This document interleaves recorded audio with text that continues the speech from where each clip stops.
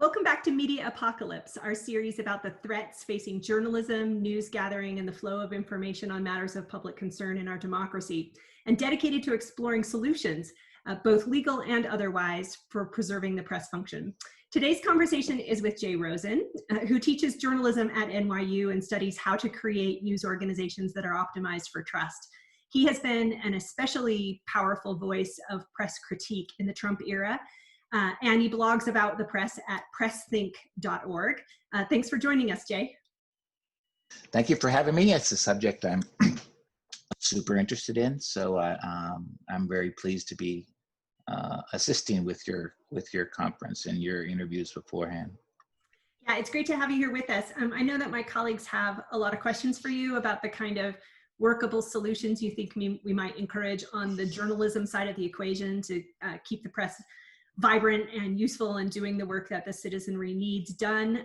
But I want to start just with some of what I think of as the broad brushstrokes of your major conceptual contributions in this space.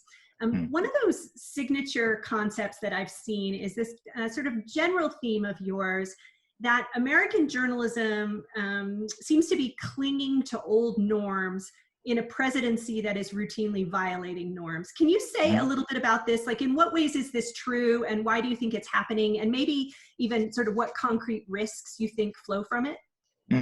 Yeah.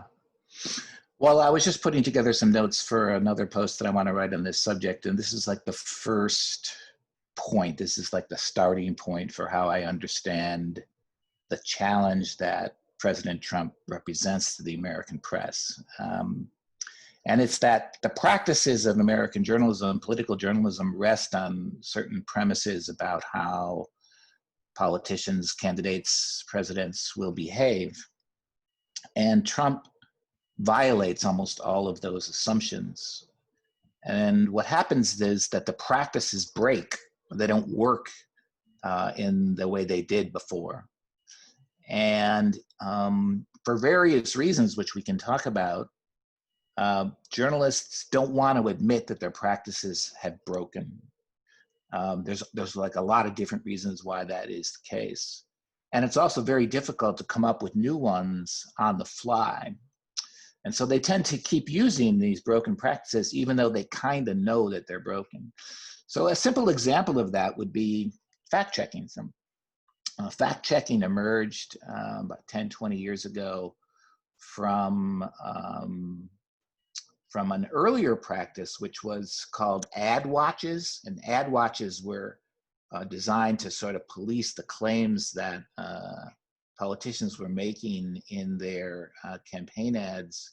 But they didn't directly contradict them, because it was thought that if you say that's false or that's a lie, that was sort of going overboard.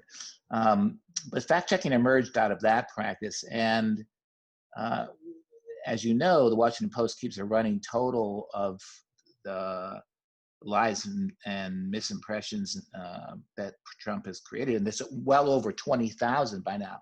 So the whole idea of fact-checking was that it was supposed to discipline candidates.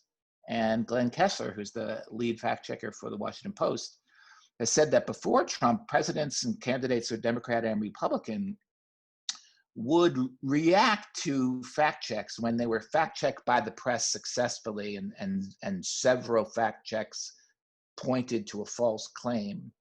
They would change it, or they would stop saying that, or they would take that line out of the stump speech, or they would alter the claim so that it kind of came closer to meeting the verification that the journalists had provided. And Trump not only doesn't do that, but he often doubles down on the claim, or starts to say it more once it's been fact-checked. So clearly that's a practice that he broke just by constant lying, and also by incorporating the response of the press, which was very critical, into his narrative of being persecuted all the time by the news medium. So that's an example of a practice that was broken by Trump's behavior. And of course, it's a little bit difficult to know what to replace it with. And so people just keep fact checking. Right? The briefings during the COVID crisis are another example. From a public health point of view, the briefings were a problem in that they distributed false information about a public health hazard to the nation. And yet the idea that the briefing is kind of inherently a good thing because journalists get to ask questions of the president, therefore it's great, right? Just today in my Twitter feed, I quoted former president of the White House Correspondents Association, USA Today reporter, who says, access is always good. More access is always good for the public. It's always good for the press. Well, that is a broken assumption, because if what you have access to is a propaganda presidency, then more access to propaganda is not necessarily a public good. So those are some of the ways that press practices have been broken by a politician who just doesn't behave in expected ways. Another really good example is, we've always assumed that the American presidency was kind of like a consensus institution, and what presidents did once they got elected was they tried to recruit as many members of the coalition that voted against them as possible to create a broader popularity. And we used the approval polls, presidential approval rating, as the means by which we could measure how well the president is doing in trying to recruit supporters from the other party. And Trump has a completely different idea, which is to continuously polarize the electorate and try to grab the bigger half of a polarized public. So that whole idea, he's not trying to create a popular presidency. He's trying to use polarization as a kind of a strategy. None of the routines of reporting on the presidency are built for that either. So those are some examples. Super helpful. I want to give Sandy, Jack, and Scott some chances to chime in here, but I've got one other quick question I wanted to put to you about another theme of yours, which is sort of this relationship between truth-seeking and media objectivity. I've sometimes heard you say that news organizations are so anxious to protect themselves from allegations of bias that they end up seeking refuge rather than seeking truth. Can you unpack that a little for us? And how do you respond to the pushback from those in the field who feel strongly that the only way to restore trust in truth and truth-seeking institutions is to adopt a sort of more traditional model of rigorously transpartisan, neutral institutional gatekeepers? Yeah, this notion comes from something Paul Taylor said in his 1991 book, See How They Run. Paul Taylor used to be a political reporter for the Washington Post. He was a one-time considered David Broder's protege, very thoughtful guy. And in his book on campaign journalism, he has this passage that I found incredibly useful for understanding political journalism. And he's talking about certain routine habits of political journalists, like trying to find the midpoint between the best and the worst that could be said about a public official, as an example of sort of steering down the middle. And he's reflecting on these behaviors that he recognizes are routine to him and to his colleagues and competitors. Split the difference type reporting, where you have a quote from the critics and you have a quote from the supporters, and you put them together, and that's kind of like your way of handling an inherently uncertain situation. And journalists are always reporting on things that are uncertain in this way because they're forced to by deadlines. There's used to be a famous saying in print newsrooms: go with what you got. Go with what you got, which means whatever facts you've managed to gather by the deadline, you try and make into a story. So Paul Taylor is reflecting on this habit of his. And he says, by writing my story this way, I'm taking a pass on the toughest calls that I face. And yes, I'm seeking truth, he says, but I'm also seeking refuge, seeking refuge. So this to me is a big reason why the routines of what are called objectivity in journalism, what I call the view from nowhere, to relabel it in my way. This is a big reason why they're so frustrating, and why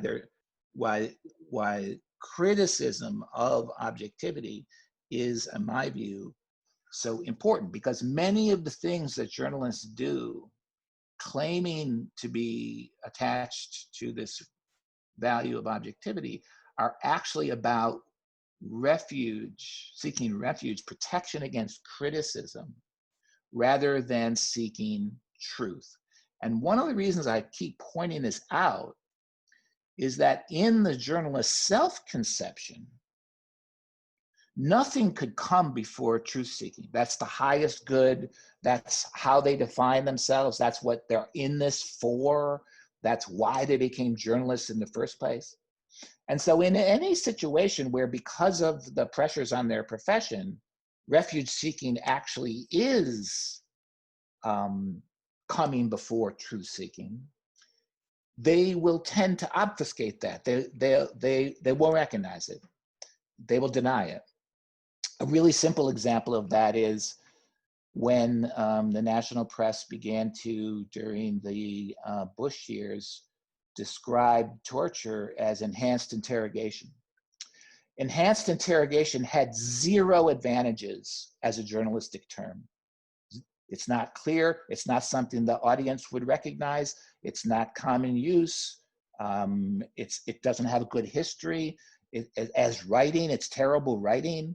The only advantage enhanced interrogation had was that it provided extra refuge, in that it was the administration's term, therefore you're not being critical of the administration. And after many years of criticism, and after it was no longer that important, the New York Times actually said, yeah, we shouldn't have done that. And from now on, we'll call it torture. And so that's an example. So I think many of the routines that political journalists follow thoughtlessly are essentially refuge-seeking behavior. And this is one of the first discoveries that I made as a graduate student back in 1980s, when I started to read the literature on journalism that was produced not by journalists, but by sociologists, social scientists, who went into newsrooms and studied how people in those environments make decisions. And they wrote books called things like Deciding What's News by Herbert Gans, who's a great American sociologist, and Making News by Gay Tuckman, who is also a sociologist, and Discovering the News and Manufacturing the News. All these books emerged in the 80s. And one of the observations that they make in common is that because journalists have to work under these improvised deadline conditions, they are constantly coming forward with accounts that could be improved a lot, or have mistakes in them, or are just wrong, not because their journalists are bad at what they do, but because their product is made under difficult conditions.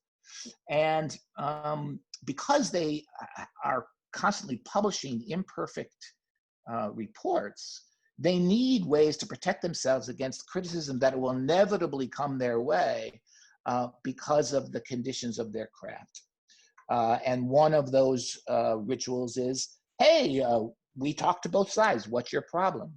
Or the pro-Israeli people think we're biased towards the Palestinians, and the Palestinians think we're pro-Israel, and that must mean we're doing something right because we're steering it straight down the middle. These kinds of answers or replies don't speak to the truth value of what they're reporting. They're all about protecting against criticism, which is inevitable. And when you learn to be a journalist, what many of the things that you are learning is how to protect yourself against criticism. That's like a huge part of the job. Journalists don't learn it that way. Journalists in schools don't teach it that way, but that is in effect what they're doing. That's super helpful. It reminds me of that that old adage about, right, when one side says it's raining and the other side says it isn't, and the journalist's real job is to sort of look out the window Yes. and say if it's raining or not. But what you've described about the sort of institutional constraints and norms that drive in the other direction are really interesting. I want to turn things to Scott. What questions do you have for Jay? Well, first of all, thank you so much. It's so refreshing to hear your pushback against so much of what goes for coverage these days. I was curious as to the blog post that we read, which talks about what some suggestions you offer about how the press might pick up its game and respond to what the problems that you're talking about. And then one of the things that you mentioned, which I think we all recognize, is this kind of the dominance of the horse race model. Well, the thing is, in a way, the blog post represents the horse race mentality is somewhat of like a failure of imagination on the part of journalists and a bit of a you use the term delusion of detachment, which I thought was great. But I was wondering whether this was like an economic issue. That is, you say, what is the press's agenda? Well, in a consumer-funded system like we have, it's clicks and retweets and downloads and ratings and all that stuff. And so it seems like the press is forced to give people what they want. That is, politics as entertainment, as sports, who's up, who's down. So the question is, do you think that the more, I would say, I mean, in a good way, high-minded approach that you suggest about thinking, what do citizens need to hear about from politicians rather than what politicians are saying? Do you think that this is possible within a consumer-funded system? I reject the description of it as high-minded. I don't think that's true at all. I think it's the citizens' agenda approach, which is one of the alternatives I mentioned, is just as likely to resonate with the customer, as it were. It's after all, it begins with an active customer research. I mean, what could be less high-minded than that? But to back up for a second, the reason that the horse race model persists is many things at once. It's a good example of what scholars mean by the term overdetermined. There's like 55 different reasons why that model persists.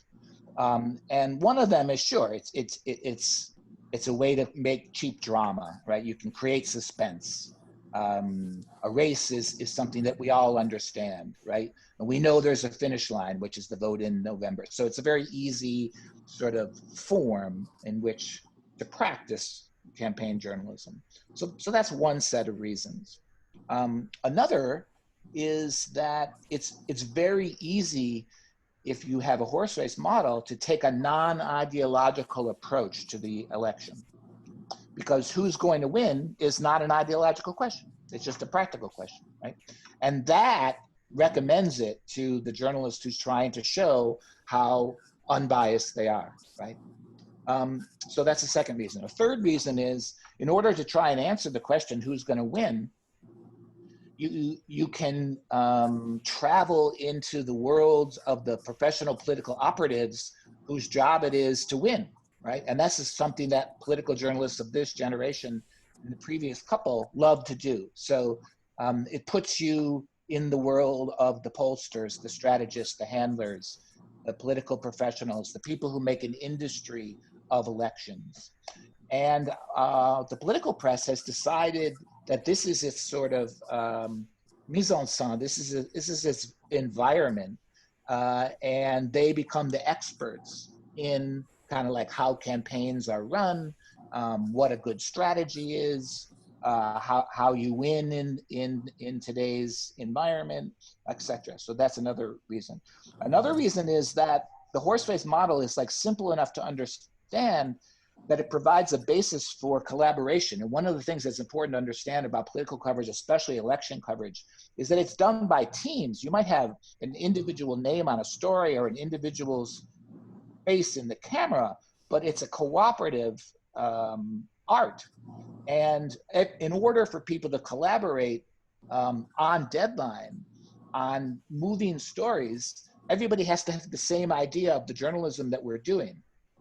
And the easiest thing is the horse race, because everybody already understands that. And so the inertia factor for the horse race model is huge, right? So there's that. And then there's another advantage of it. I consider the horse race model to be like a formidable adversary. It's like very difficult to dislodge, no matter how many critiques you've made of it. So another one is that it's portable. It's used. There is no election in which the horse race model doesn't apply, right? So you can just keep moving it from election to election. It's sort of like the Christmas decorations in your attic.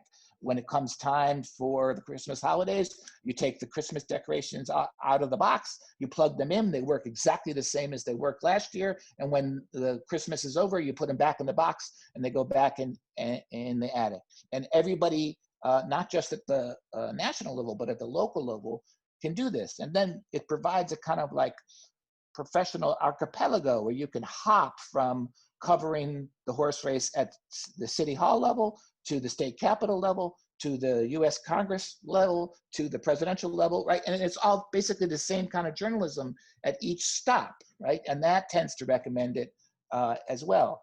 And so I don't think that the reason that we have the horse race journalism every 4 years is that the viewers and consumers are clamoring for it and they just love it and they just eat it up.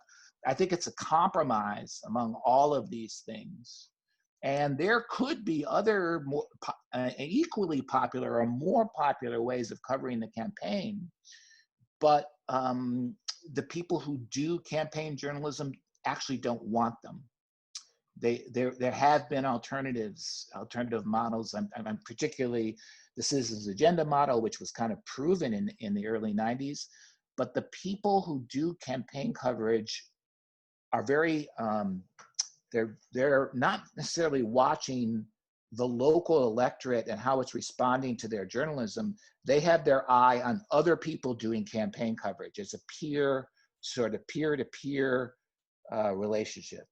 And the conditions of campaign coverage in which you have a group of reporters traveling around with the candidates, literally inside a bubble, inside a security bubble, not this cycle because of the virus, but in a normal cycle, you literally have reporters trailing candidates. They're inside a Secret Service bubble. They can't go outside it without being paying the costs of re-entry. So another reason is that it's a very peer group focused practice. So you put all those things together, and even if it were broken, which I believe it is, it would still be the dominant model. Thank you. That was really helpful. Just a quick further question. So in your blog post, you helpfully distinguish between political and politicized, Yes. and that so the idea is that you don't object. In fact, advocate that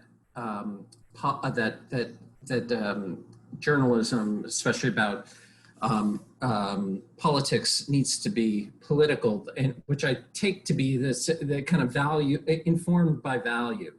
Yes. But politicized is where it goes too far, where it's kind of maybe partisan. Would be another synonym for it. So my question is, if you had to predict as things move forward, do you think that the Rosen plan of newspapers being political but not politicized is a more likely event than what the Europeans have, which is politicized um, newspapers where each segment gets their own paper. Yeah. It feels, yeah, so it feels like the New York Times is wrestling with that thought. Yeah. This is an incredibly complicated question for them. Well, let me back up for a second. The reason I say there's a difference between political and politicized is I think there is a fundamental difference between doing journalism and doing politics. And that difference would obtain even in an ideological environment. So here's what I mean. Let's say we switch the discussion for purposes of understanding to like a labor union, right? In a labor union, everybody's pro-labor. Nobody says, oh, I'm neutral on whether we should have unions or not, right? There's an ideology there. But in the great tradition of labor newspapers, which there is in this country, not so much anymore, but there has been, the labor newspaper is part of the labor movement, but it is also producing facts and investigations and analysis that isn't necessarily what the heads of the unions want, right? That you can, in other words, you can have an independent source of labor journalism as part of a labor movement, even though everybody who works for the journalists and works for the union is pro-union, right? So that's what I mean by there's a difference between doing journalism and doing politics. If your job is to do the journalism, then you are trying to describe what's happening to people, and you're not trying to win the election, right? You're not trying to win power. And that's the essence of the distinction between political and politicized. Now, you asked me what I think is more likely. I think either the attempt to continue with the view from nowhere, which is where the New York Times wants to go, or partisan journalism are both more likely than my alternative. They're both inferior to my alternative in my view. That's why it's my alternative. But they're both more likely because they're easier, you know.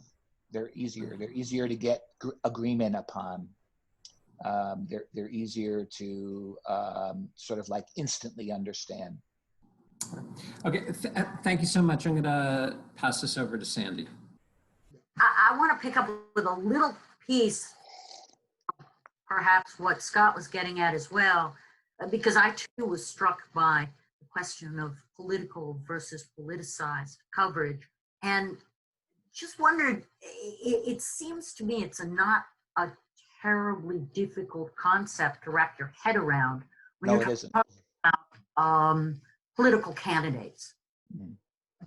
That where I suspect newsrooms might find themselves in more of a challenging situation is when you're talking about issues. Climate change is one, Black Lives Matter is another.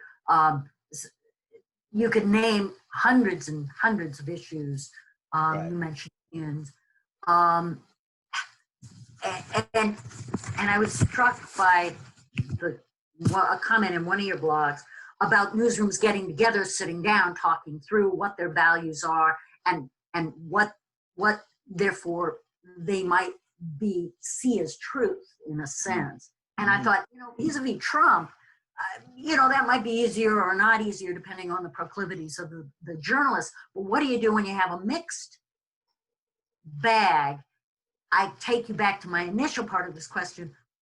Don't causes, issues present a harder challenge under your diagnosis? Yes, and I'm not necessarily of the opinion that that journalists should be taking positions on every issue before the political community in order to do their journalism. I don't think that's necessarily a very good way to go.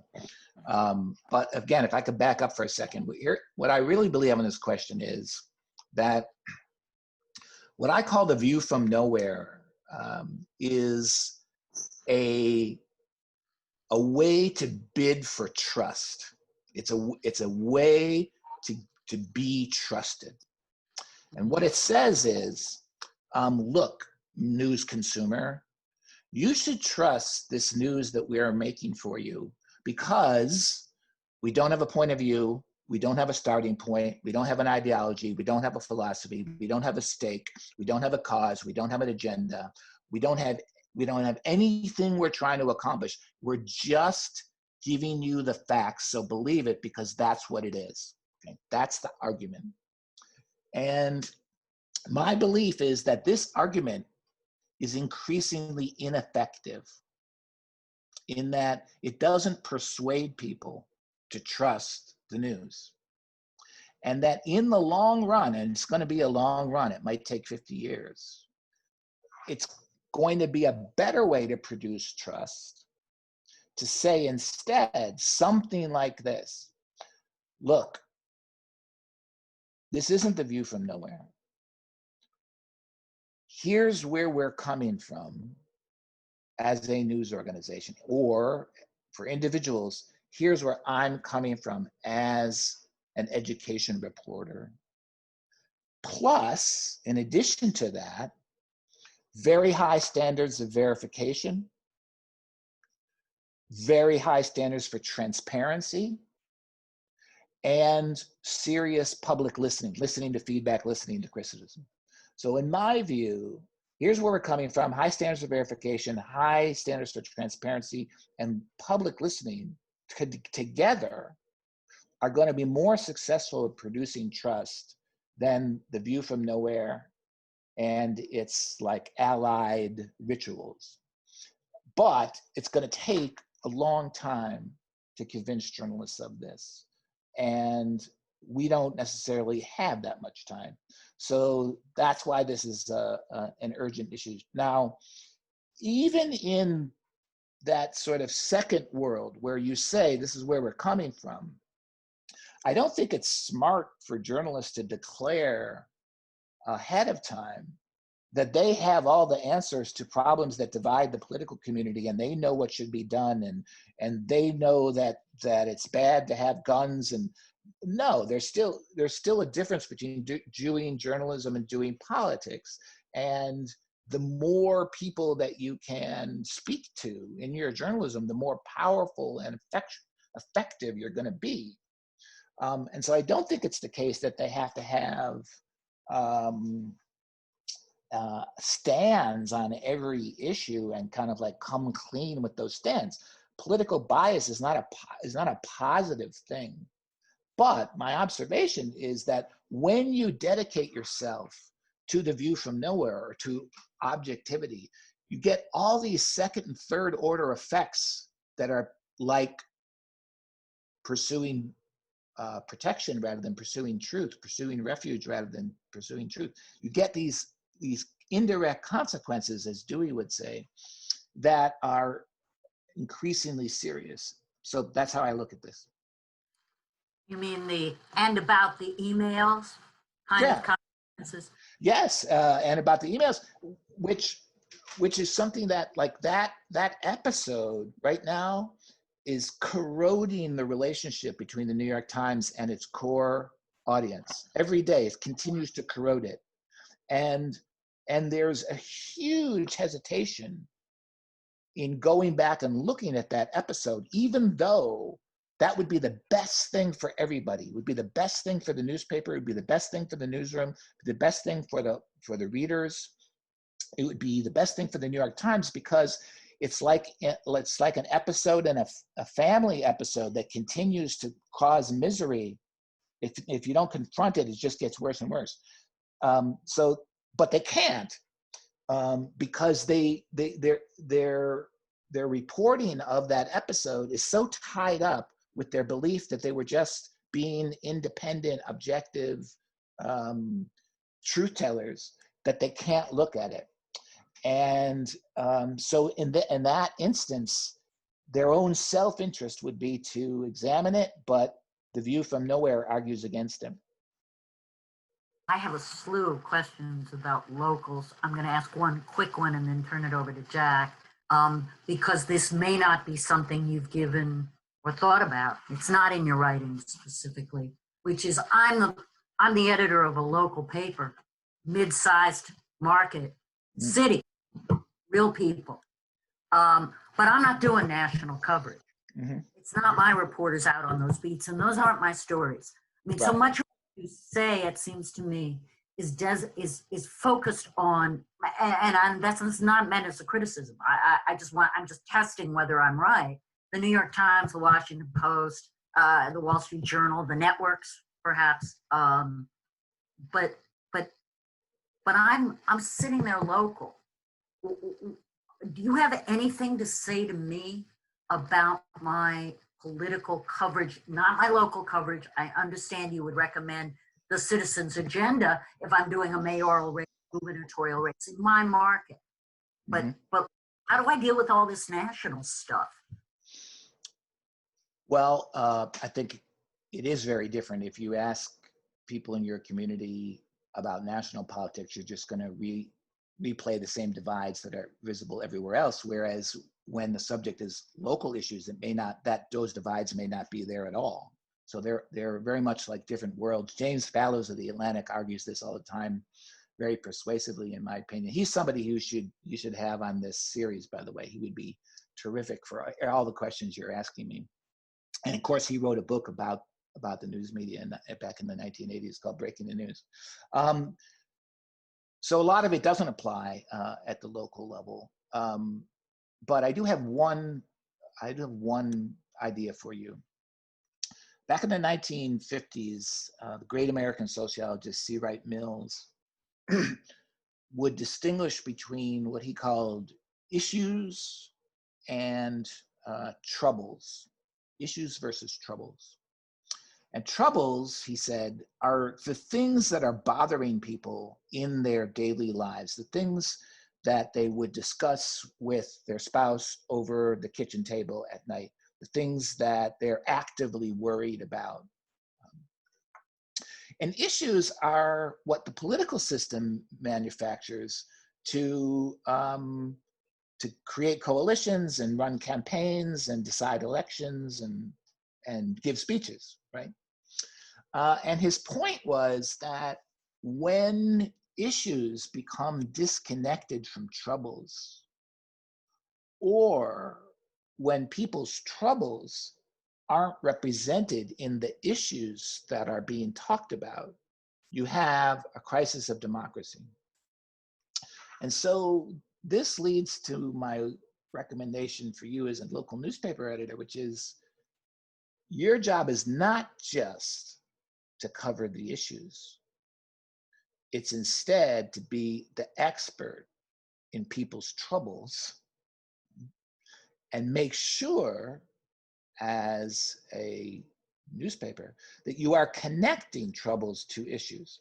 And that's the origin of the Citizens Agenda style. That's why I recommend it, because the Citizens Agenda style starts not with what are the issues. That's how political reporters hear it. That's not how it works. Instead, you start with the question, what do you want the candidates to be talking about as they compete for votes? That's an invitation to tell us about the troubles that concern you as you look towards the public sphere, right? And so I would recommend that you sit with this distinction a little bit between troubles and issues.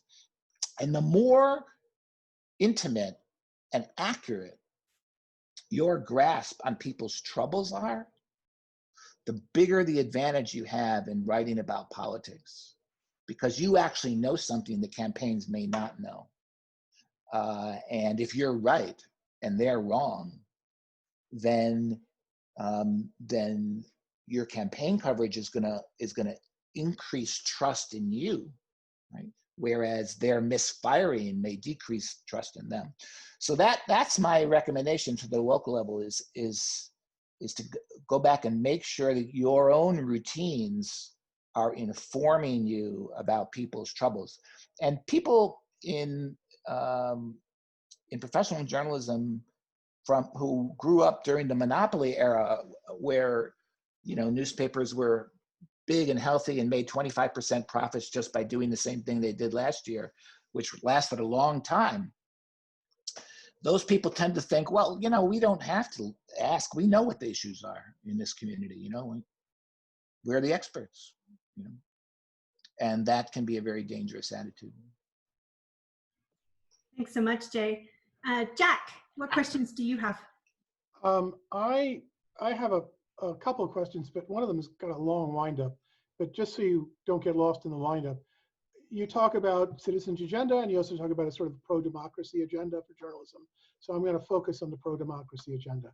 So this is a very long windup. Sorry about this. So you think from a constitutional standpoint, I'm a constitutional lawyer, function of the press, even though it's private, is to protect democracy, which is different than protecting truth. So a democracy protection agenda is a little different than a truth projecting agenda, because truth might be a means to an end.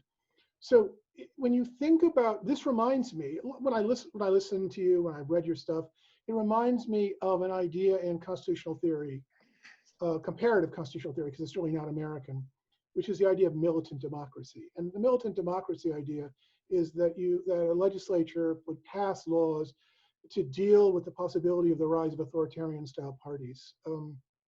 One way you do it is you structure what kind of parties you can have. There can be regulations on certain kinds of speeches you can make, hate speech and things like that. So Germany has militant democracy style. Yeah. So I'm thinking about the analogy between what you're talking about in a pro-democracy agenda for journalism, which is private parties, it's not the state, and this constitutional theory of militant democracy. Well, why would it matter? Well, it would matter, it seems to me, if, like Germany, you have a previous experience of authoritarianism, and you are worried about politics somehow turning authoritarian again. What would you be worried about? So I'm going to relate this now to journalism. So if you think about how authoritarianism works, or fascism, but I'll focus on authoritarianism, the basic idea is the goal is to attack truth and to attack institutions of knowledge production. The press is one, science is another, the academy is another, educational institutions are another. And so falsity is the point. It's not a byproduct. The whole idea is to flood the public sphere with false things so that people can't tell what's true or what's false. Propaganda is the point. It's not a byproduct. The idea is to basically, flood the zone. To claim that you're being persecuted by the press, that is not an accident. That's the point of the strategy. Similarly, division, a politics of we and they is the point. It's not a byproduct. That's how you do it. That's how you engage in authoritarian politics. So if you think that authoritarian politics might rise again, or if you think that authoritarian politics is already here, right? Then as a journalist, if you think that your job, not all journalists do, but you think that your job is democracy protection, how would you practice militant democracy in the context of journalism? This is what drew me to thinking about your pro-democracy agenda for journalists. It would seem to me that the whole point of a pro-democracy thing would be very much like militant democracy. The idea is, look at how authoritarianism actually works and basically stepped up to it and try to counter it. So can you say a little bit about the pro-democracy agenda and the connection I'm trying to draw between studies of authoritarianism? Yeah, absolutely. In 2018, I spent the summer in Germany, in Berlin, at the Bosch Foundation. And my project was to figure out what German press think is, because my self-invented subject is American press think. The name of my blog is Press Think. Right. So press think is sort of like group think, but for journalists, right? So even though I didn't speak German, my project for 3 months was to figure out, well, what's German press think and what makes it different? And I did this by talking to everybody who would talk to me. So I did like 51 interviews, sort of like the interviews that you're doing with me. And the most important thing I discovered was what you just said, Jack, which is in the German tradition of public service journalism, which is very interesting because it was essentially reborn in 1945, mixing what had been German traditions with notions of impartiality from the BBC and notions of professionalism, neutral professionalism from the United States. And so their press was kind of like recreated at a particular moment with particular ideas deliberately woven into it. And in the German tradition of press thing, and it's written into their codes in various ways. For example, the legislation creating regional public broadcasters and other things like that. They specifically say in various ways that the job of public service journalism in Germany is to prevent Germany from lapsing back into authoritarianism and to defend the rights of powerless people and to essentially prevent a rerun of the Holocaust. And to me, when I came upon this, it was startling and exciting and significant. But for German journalists, it was like, oh yeah, of course, we all believe that, and yet it's super important that they have that common value. And I wrote my conclusion. I wrote as a long essay in like the Wall Street Journal of Germany, which is in German, isn't in English. And I said this part of German press think is, in my prediction is, it's going to move from the background to the foreground. It's going to become way more important than you see it as now. And so that's pro-democracy agenda in the German context. In the American context, I think it would be something like using books like How Democracies Die and this other literature, which is about Marcia Gessen, right, people like her, the literature of the onset of authoritarianism, and using that literature to create like watch points, things that you need to watch for, vigilance standards, and then take those vigilance standards and use them to generate journalism, so that when something happens that meets one of those watch points, you jump on that.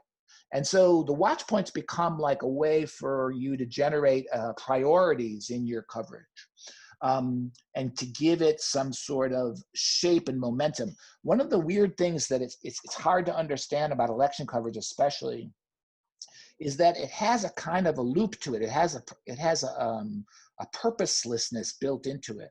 Whereas if we go to the 400 or so people who do campaign coverage, and we are able to ask them in one room, what are you trying to accomplish with your campaign coverage? The question wouldn't get traction. It kind of wouldn't make sense to them. They'd say something like, what do you mean accomplish? We're trying to cover the campaign, you know? And so campaign coverage becomes covering the campaign, which is sort of a circular thing, because it doesn't have a teleology to it. It doesn't have a mission, right? And that's what I was trying to do in that piece that I asked you to read for today, was to say, look, there can be a mission to it, and protecting against an authoritarian slide, right, during the election could be a really good mission. And that tells you where to put your investigative efforts. It tells you what stories to play up. It tells you how to assign your people, right? It tells you how to describe what you're doing to your public. It tells you how to motivate your troops. And this is what I wish campaign journalism became. And I gave 4 or 5 different ways of doing it, because I don't think there's one. And what we really need is a more diverse press that goes forward into a situation like this one with different ideas about how journalism can be pro-democracy, right? One focus could be on elections integrity themselves. That's a really important thing. Another one could be on the onset of authoritarianism, as I said. Another one could be like, let's get back to being an evidence-based republic, right? These are different ways of rendering a pro-democracy goal. But instead what we have is everybody does horse race journalism, and then I try to beat you to the story, right? Which is what competition means in American journalism. Competition doesn't mean everybody try their own path and we'll see which path works the best. It's everybody's on the same path and I try to beat you by 5 minutes, right? So that's something that I described. I use this sociological term. I don't know if you ever heard it: institutional isomorphism. a little subdiscipline in sociology that tries to explain why institutions that compete in the same area end up looking similar when they could all take diverse approaches to excellence. They don't. They all take the same approach. Research university would be a great example, right? How many different structures are there for a research university? They're all basically the same, right? So this is a big factor in journalism that I think is super important. Nobody in journalism even notices it. Like, to me, it's amazing that you can be a reporter for the New York Times and shift to CNN, and you do exactly the same thing. Or even better example, you go from CNN to PBS, right, to a public system, and you're asking exactly the same questions and using exactly the same routines. How can that be, right? Well, it's because journalism as a profession or a craft has seized control of those institutions, and it in certain ways limits competition and creates like these group behaviors that become signs of professional competence, and that is expressed in election journalism with this uniformity of approach. Great, thank you very much, RonNell. Jay, I think that we are out of time. I know that we all have so many other questions that we want to ask of you, and I think that a lot of them are going to get answered by continued reading at PressThink and other spots where you're sharing the sort of build out of this framework, sort of what it looks like in the concrete, which I think is so helpful to us and so central to the themes we're trying to explore here, which are not just about how to do journalism best, but how to do journalism in a way that sustains this goal of news gathering and the flow of information on matters of public concern in a democracy. Thank you so much for being a guest with us today. We really appreciate it. Oh, my pleasure. I enjoyed it, and thank you so much for asking me to talk about the things that I really care about.